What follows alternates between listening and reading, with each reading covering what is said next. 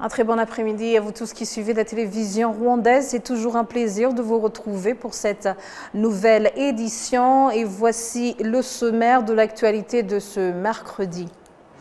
Le Rwanda a remis à l'Inde l'un de ses citoyens, Salman Khan, accusé de terrorisme dans ce pays. 17e jour des audiences dans l'affaire Philippe Hategekimana. On appelle à la cour d'assises de Paris avec notamment un témoin qui a affirmé qu'il a vu l'accusé lui-même inciter la population à massacrer les Tutsis qui tentaient de fuir vers le Burundi. Dans le domaine éducatif, l'égalité des chances consiste à veiller à ce que la situation personnelle et ou sociale d'un individu ne soit pas un obstacle à la réalisation de son potentiel éducatif. Elle vise à assurer à tous les jeunes, quelle que soit leur caractéristique individuelle, notamment ceux qui vivent avec un handicap. Nous allons y revenir tout à l'heure. Restez avec moi, Michel Iradukunda. Je vous reviens dans un instant pour les détails.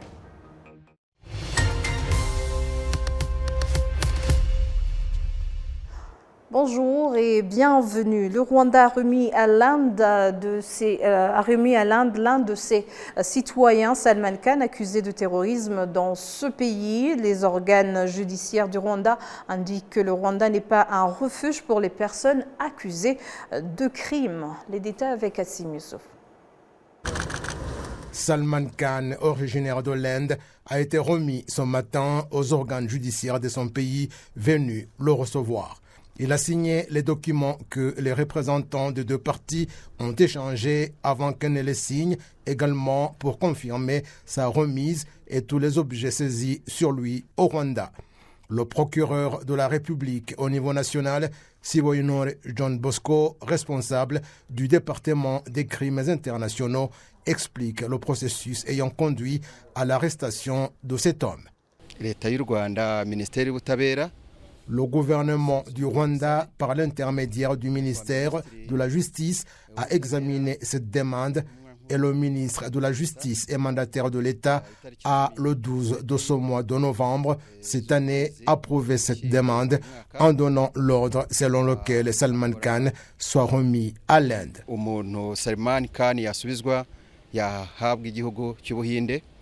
L'un des membres de l'équipe qui a pris en charge cet homme, le Superintendent of Police Shiva Kumar, a remercié le Rwanda pour sa coopération dans la poursuite des criminels accusés de crimes graves tels que le terrorisme, ajoutant que cela marque un bon début pour la signature d'accords d'extradition entre le Rwanda et d'autres pays. La législation rwandaise sur l'extradition des personnes accusées de crimes prévoit que si un pays demande l'extradition d'un criminel, même si les deux pays n'ont pas d'accord formel, le Rwanda peut accepter la demande et qu'en tout moment qu'il y a une personne dont le Rwanda accuse d'un crime se trouvant dans ce pays, il pourra la lui envoyer. Cette collaboration avec d'autres pays prouve, selon le procureur de la République au niveau national, que le Rwanda n'est pas un refuge pour les criminels. Je voudrais dire qu'au Rwanda, et il s'agit d'un message important que nous aimerions délivrer, que tous ceux qui croient qu'ils peuvent commettre des crimes un peu partout et venir se cacher au Rwanda, que ceci leur serve d'exemple. Le 2 août de cette année, les organes judiciaires de l'Inde ont écrit aux autorités rwandaises pour demander l'arrestation de Salman Khan. Après des recherches, le 9 septembre, le gouvernement rwandais a informé l'Inde que Salman Khan avait été arrêté et serait renvoyé dans son pays pour y être jugé. À présent, 17e jour des audiences dans l'affaire Philippe Hategekimana. On appelle à la cour d'assises de Paris avec notamment un témoin qui a affirmé qu'il a vu l'accusé lui-même inciter la population à massacrer les Tutsis qui tentaient de fuir vers le Burundi voisin. La suite avec Jean Damascène Manchi. La cour suit les dépositions des témoins des filles. Parmi les témoins entendus par la cour, Figure notamment un témoin qui a fui au Burundi le 25 mai 1994 et qui aurait vu l'enlèvement du bourgmestre Nyagasaza et le début des massacres dans la commune de Nyazo. Le témoin a affirmé avoir entendu Philippe Mani alias Biguma mettre en garde la population. N'acceptez ni argent ni vache pour les faire fuir au Burundi. Ne soyez pas corrompus, c'est maintenant que la guerre commence, a-t-il précisé. Et notre témoin cité par l'accusation et qui a été condamné à perpétuité pour génocide par les juridictions Gacaca au Rwanda a confirmé avoir vu de très nombreux Tutsis fuir en direction de la rivière Akanyaru alors qu'il était sur la colline dénommée Mukoni. Le groupe des Tutsis, a-t-il dit, était poursuivi par un véhicule blanc à double cabine. Quand le véhicule les a rejoints, le témoin a vu le bourgmestre Nyagasaza qui était assis entre Biguma et notre gendarme à l'avant. Il a confirmé que Biguma aurait dit à la population « Les Tutsis s'enfuient avec vos biens, vos chèvres et vos vaches.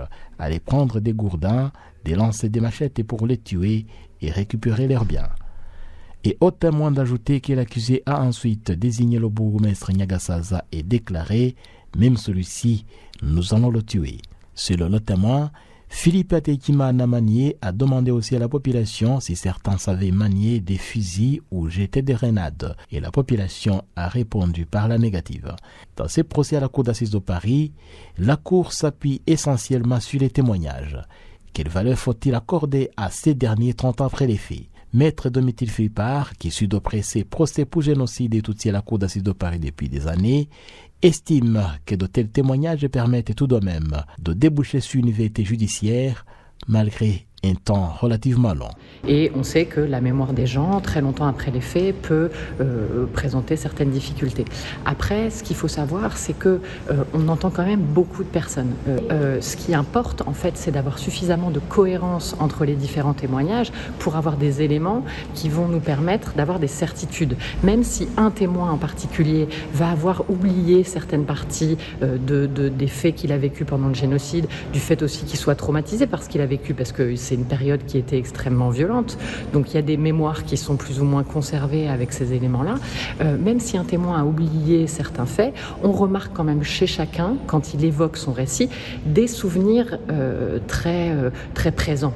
Et en fait, ce qu'il va falloir, c'est extraire de chaque témoignage ce qui est sûr, ce qui est établi, et de les recouper entre eux pour réussir à établir une vérité judiciaire. Condamné à perpétuité en première instance pour génocide, complicité de génocide et crimes contre l'humanité, complicité de crimes contre l'humanité et participation à une entente en vue de la préparation des crimes de génocide et autres crimes contre l'humanité, Philippe Atekimana Mani alias Biguma devrait être fixé sur son sort le 20 décembre prochain. La Cour suit les dépositions des témoins des faits. Parmi les témoins entendus par la Cour, le ministère rwandais des Finances et de la Planification économique a réuni ce mercredi ses différents partenaires en vue de faire un état des lieux de la situation des gestions des finances publiques et des défis auxquels fait face le Rwanda, notamment en matière des effets néfastes des changements climatiques sur le développement. Laurent Prudhomme, chargé de la coopération à l'ambassade de Belgique au Rwanda, félicite le Rwanda pour la bonne gestion de ses finances publiques grâce au soutien du PFM et du Coordination Forum. Nous veillons à une bonne discipline fiscale. Donc le PFM Coordination Forum et la gestion des finances publiques est essentielle à ce que tous les secteurs d'activité du Rwanda contribuent correctement à un développement du pays et de ses citoyens. Donc les finances publiques sont bien gérées grâce à ce soutien du PFM et du PFM Coordination Forum en l'occurrence. Donc quand il s'agit de lutte contre le changement climatique, tout ce qui a été mis en place par le PFM, par le soutien des partenaires au développement avec le gouvernement du Rwanda, permet de s'assurer d'une bonne utilisation des financements dans ce domaine-là, comme dans tous les autres domaines de la société, dans la santé, dans l'éducation également. Donc, le PFM, c'est la base, la colonne vertébrale d'une gestion saine des finances publiques. La mobilisation de financement est un des points de préoccupation principaux du gouvernement du Rwanda et du ministère des Finances. Et dans la stratégie, dans le Sector Strategic Plan, comme on l'appelle en anglais, nous veillons à ce que le ministère des Finances puisse mobiliser davantage de ressources propres. Oui. Je pense qu'en termes de gestion des finances publiques, la Belgique soutient déjà depuis les 5 dernières années et pour les 5 prochaines années le Rwanda dans son effort. Et nous sommes véritablement très, très impressionnés des résultats qui ont été accomplis les dernières années. C'est un domaine dans lequel le Rwanda progresse très bien. Il y a toujours des défis. Mobiliser des ressources propres reste un défi majeur pour le pays afin d'avoir un budget sain et en équilibre. Donc ça, c'est un des défis majeurs. Il y en a d'autres. Vous avez déjà parlé du financement climatique aussi, comment l'intégrer, comment faire en sorte qu'il aille aux endroits où il est nécessaire, comment faire en sorte que tout le monde travaille ensemble de façon coordonnée. Donc il y a certainement plusieurs défis, mais qui ont été identifiés dans la stratégie sectorielle et sur lesquels nous allons travailler avec le gouvernement du Rwanda dans les années à venir. Ce qui est intéressant dans cette stratégie pour la bonne gestion des finances publiques, c'est qu'il y a tout un volet décentralisation aussi. Donc le but n'est pas que tout soit contrôlé du gouvernement central. Le ministère de l'économie et des finances veille aussi à mettre en œuvre des politiques de décentralisation là où c'est possible, là où c'est nécessaire. Et de cette façon, les populations locales, les communautés seront aussi plus à même d'avoir un impact sur la façon dont sont gérées les finances publiques dans leur district ou dans leur environnement immédiat. Le Rwanda figure à nouveau parmi les 4 pays ayant les meilleurs scores en Afrique en matière d'ouverture des frontières aux visiteurs en provenance de différents pays africains. C'est ce qu'en tout cas révèle l'Africa Visa Openness Report 2024 qui montre la performance des pays dans la facilitation de l'entrée des visiteurs en levant les exigences de visa. Les détails avec Assem Youssouf. 4 pays, à savoir le Bénin, les Seychelles, la Gambie et le Rwanda, figurent à nouveau parmi les pays en tête du classement pour avoir ouvert leurs portes en supprimant l'exigence de visa pour tous les Africains souhaitant visiter ces pays. Ces 4 pays ont de nouveau obtenu les meilleurs scores, comme cela avait été le cas dans l'Africa Visa Openness Report précédent. Les pays qui ont occupé les dernières places cette année sont l'Érythrée, la Guinée équatoriale, le Soudan, la Libye et le Sahara occidental. Ces pays étaient également classés parmi les derniers dans le rapport de l'année dernière. La Banque africaine de développement BAD, qui réalise ce rapport avec le soutien de l'Union africaine, indique que cette évaluation classe les pays en fonction de leur performance en matière de suppression de visas pour ce qui concerne la demande de visa avant le départ et de délivrance de visa à l'arrivée.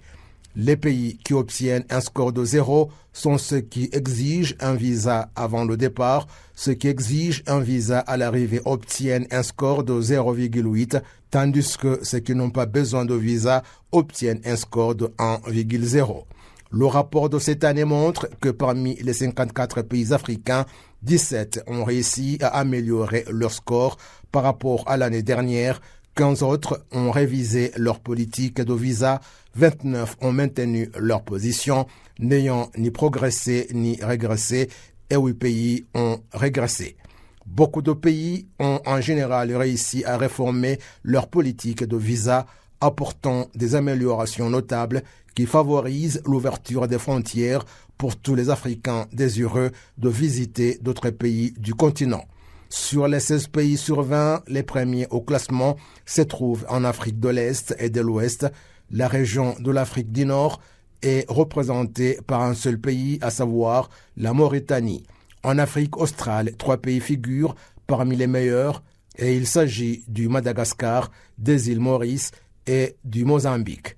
Les pays à revenus intermédiaires et à faible revenu dominent le classement en matière de suppression des visas parce que 18 des 20 premiers pays appartiennent à ces catégories, tandis que la plupart des pays riches continuent d'exiger un visa. Les auteurs de ce rapport se basent sur la facilité d'entrée des visiteurs dans un pays donné sans se pencher sur les conditions d'installation ou d'activité commerciale dans ces pays.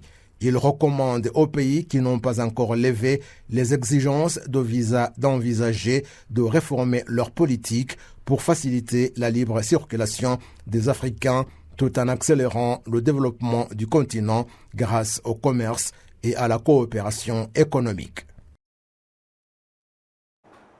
Dans le domaine éducatif, l'égalité des chances consiste à veiller à ce que la situation personnelle ou sociale d'un individu ne soit pas obstacle à la réalisation de son potentiel éducatif.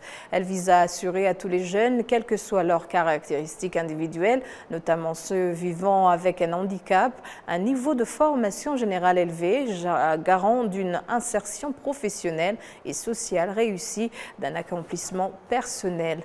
Le droit à l'éducation pour tous les enfants, quel que soit leur handicap, est un droit fondamental. L'école inclusive vise à assurer une scolarisation de qualité pour tous les élèves de la maternelle au lycée par la prise en compte de leur singularité et de leurs besoins éducatifs particuliers. Au Rwanda, il existe un programme visant à améliorer la qualité de l'éducation qui vise à aider les enfants handicapés à recevoir une éducation au même niveau que tous les autres enfants. Et les résultats sont visibles car leur nombre a augmenté dans les écoles primaires et secondaires. Au cours d'une rencontre à Kigali, différents acteurs du système éducatif ont indiqué que ces enfants handicapés ont la capacité de faire aussi des activités diversifiées, mais le nombre réduit de leurs encadreurs qualifiés constitue un frein à leur épanouissement. Dans son intervention, le ministre de l'Éducation, Joseph Nsengimana, affirme que malgré des progrès considérables, le chemin reste encore lent pour permettre aux enseignants ainsi qu'aux enfants handicapés à atteindre leur pleine capacité. Actuellement, il y a 38 937 élèves handicapés au Rwanda, dont 21 615 filles et 17 322 garçons. Le nombre d'enseignants handicapés en 2022 était de 15 569. Les conducteurs des gros camions en provenance d'un peu partout, en particulier des pays de la communauté de l'Afrique de l'Est, indiquent que parmi les déplacements qu'ils effectuent, certains durent des mois sans qu'ils n'aient pris le chemin du retour pour retrouver leur famille. Ils disent qu'ils rencontrent de nombreuses situations bonnes et mauvaises, soulignant cependant que lorsqu'ils arrivent au Rwanda, la bonne gouvernance et la sécurité qui y prévaut leur permettent de se sentir chez eux et les problèmes auxquels ils sont confrontés sont similaires à ceux que peuvent rencontrer les nationaux. Les détails avec Assim Youssouf. La vie d'un conducteur de camion effectuant des trajets transfrontaliers peut être un enseignement pour beaucoup. Des longs voyages sans repos, dormir à belle étoile lorsque leurs véhicules sont en panne, parfois dans des lieux sûrs ou non, deviennent une routine. Quelle est la réalité de la vie d'un conducteur en voyage ? Antonio Maina du Kenya, qui va passer 2 mois sans voir sa famille, a partagé son expérience avec ma famille, en bref, souffre de mon absence, notamment mes enfants qui sont à l'internat. Depuis qu'ils sont partis, nous ne nous sommes pas revus car je suis en voyage. Cela fait 2 semaines que je ne suis pas rentré et s'ils reviennent après 1 mois, peut-être qu'on pourrait se voir. C'est une situation difficile car parfois des chauffeurs meurent en dormant dans le camion. Cela s'est produit chez nous au Kenya. Certains ont des problèmes cardiaques, ce qui peut être fatal.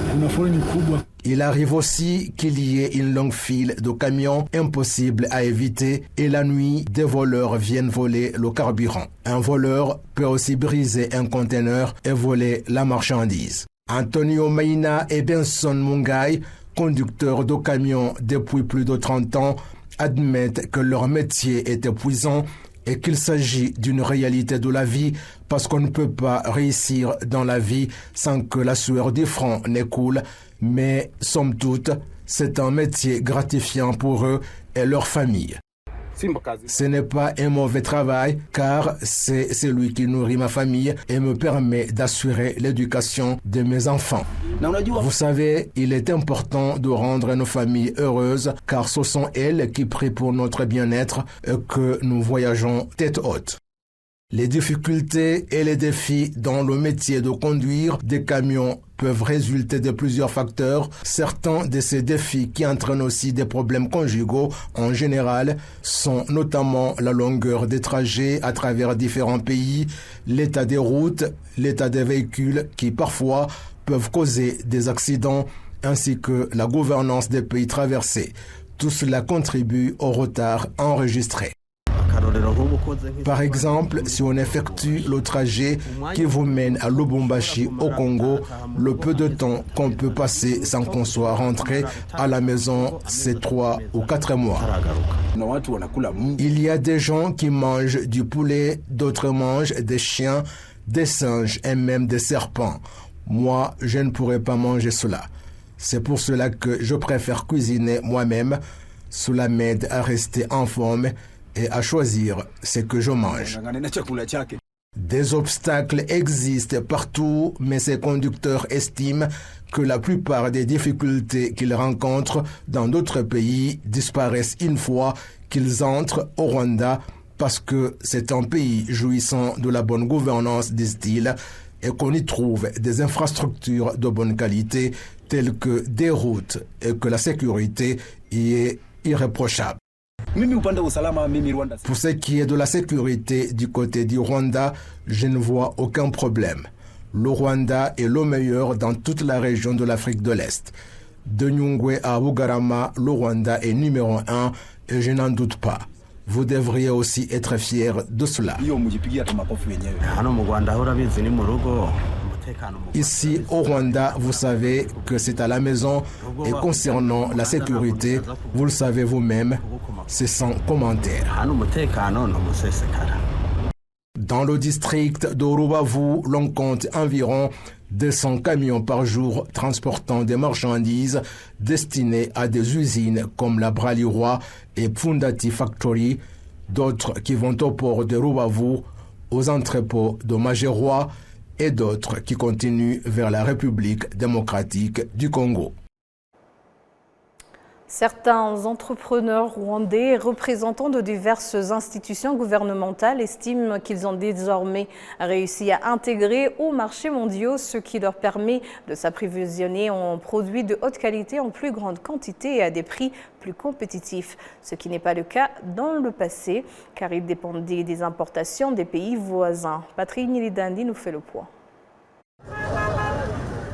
Dans la ville de Kigali, les vêtements et chaussures nouvellement importés des marchés internationaux, notamment de Chine, d'Inde, de Dubaï, de Turquie et d'autres régions, sont désormais disponibles dans les différents centres commerciaux. François Ategekiman, un grand commerçant dans la ville qui s'est spécialisé dans la vente de chaussures et de vêtements, reconnaît que des progrès considérables ont été accomplis dans cet accès direct au marché international, ce qui lui a permis de diversifier ses importations au-delà des pays voisins.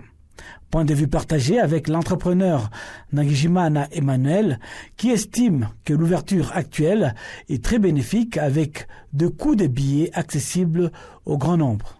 Le coût des billets d'avion a également diminué.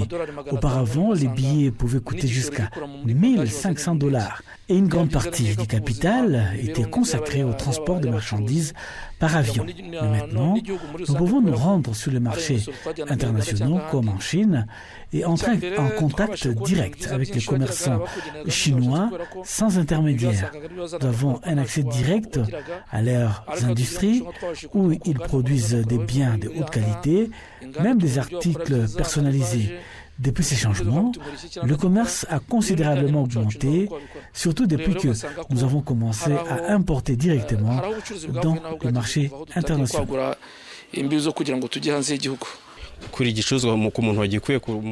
Auparavant, acheter des marchandises à quelqu'un qui importait de Chine équivalait à payer 2 fois les transports. Mais maintenant, nous pouvons accéder directement à ces marchés, découvrir de nouveaux produits et bénéficier des prix compétitifs. En négociant directement avec les fabricants, au lieu de passer par des intermédiaires, il est devenu plus facile de vendre sur nos marchés locaux. Selon Bayingana Geoffrey, employé au Rwanda Medical Supply, une entreprise chargée de l'importation et de la distribution des médicaments et d'équipements médicaux, l'accès aux marchés internationaux et aux principales industries mondiales a également apporté des avantages significatifs au gouvernement. Walter Hunde, porte-parole de la Fédération rwandaise du secteur privé, a expliqué que les voyageurs qui comptaient auparavant sur le bus pour se rendre dans le pays voisin, se sont regroupés pour créer 2 sociétés, Heart of Africa et Nine United. Au départ, avec une flotte de 100 camions, ces sociétés ont depuis étendu leur parc à 200 camions, améliorant ainsi leur capacité opérationnelle et leur efficacité. Aujourd'hui, ceux qui vendaient des vêtements en provenance de Chine ou de Turquie se demandent pourquoi ne pas de coudre localement ici au Rwanda. En conséquence, ils se rendent dans ce pays pour acheter des équipements comme des machines à coudre, ce qui leur permet de devenir des investisseurs au Rwanda. Ce changement a non seulement stimulé les investissements étrangers en Afrique de l'Est, mais nous a également inspiré de nouvelles idées. Cela montre que si c'est possible ailleurs, nous pouvons aussi le faire dans notre propre pays.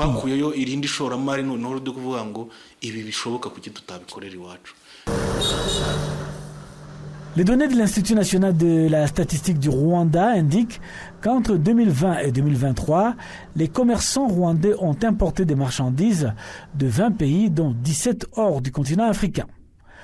Au début de la campagne 2020, les importations étaient évaluées à 3 528 millions de dollars américains. En 2023, ces chiffres étaient passés à 6 181 millions de dollars. Les importations en provenance des pays d'Afrique de l'Est ont représenté à elles seules 905,61 millions de dollars en 2020 pour atteindre les 1 509 millions de dollars américains en 2023. Et c'est sur ces images que nous clôturons cette grande édition au nom de toute l'équipe qui a contribué à sa réalisation. Je vous remercie. Bonne poursuite des programmes de la télévision rwandaise et d'ici là, portez-vous bien.